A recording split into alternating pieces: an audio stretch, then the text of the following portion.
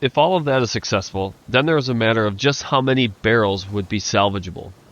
Of the 280, it's unlikely that they all made it, but the conditions of the Westmoreland give us hope that most of them may have.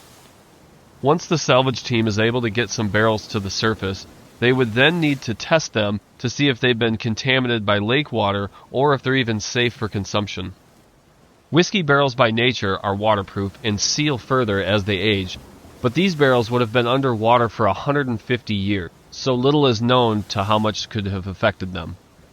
However, they have been sitting in fresh water that holds a temperature of 39 degrees without seeing any sunlight, which could prove to be the perfect preservation environment. Say we get this far, the barrels have been tested, the whiskey has been bottled, and now they go to auction. We know from a similar instance, a single bottle sold for around $17,000. But what would a bottle from the Westmoreland go for?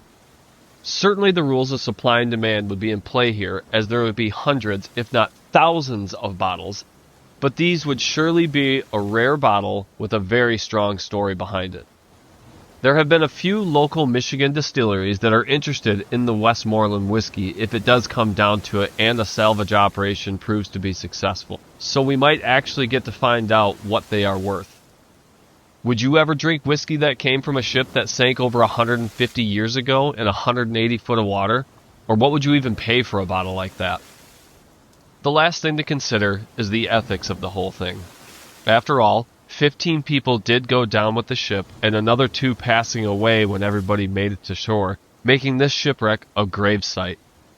Would it be morally right to take from it under any circumstance?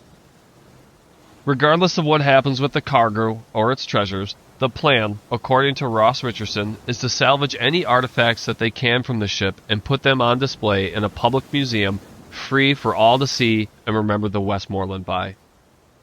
I hope you enjoyed the story. Thank you for watching. Thank you for listening. And if you have any shipwrecks you'd like to cover, let me know. This was the Westmoreland.